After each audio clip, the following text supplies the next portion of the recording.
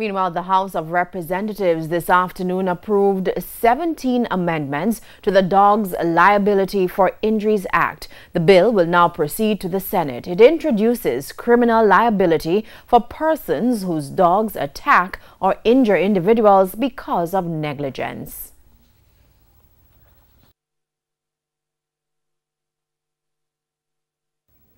Now, the 5-year-old boy who was mauled by dogs in St. Deca in St. Anne has been transferred to a facility in Kingston where he will undergo cosmetic surgery. He was attacked by the dogs while returning from a shop Sunday afternoon. Acting Senior Medical Officer at the St. Anne's Bay Regional Hospital, Dr. Tanya Hamilton Johnson, told our news center that the boy was bitten all over his body.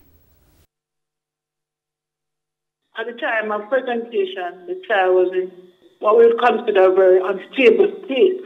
And so therefore the team had to resuscitate the patient to look at him, and then subsequently for full assessment we took him to theatre where we did surgery to ensure that the wounds were clean and to actually bleeding and to further stabilize him.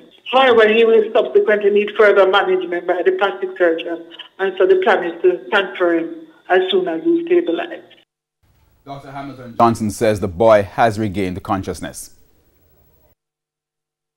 He's talking, and I believe he will do well. I believe he will do well. I'm optimistic about his progress, but it will take a long while. And I think all the support he needs, in addition to emotional and psychological support, will be needed. And so for the family, I think the community needs to support the family, mother and grandmother. They are traumatized.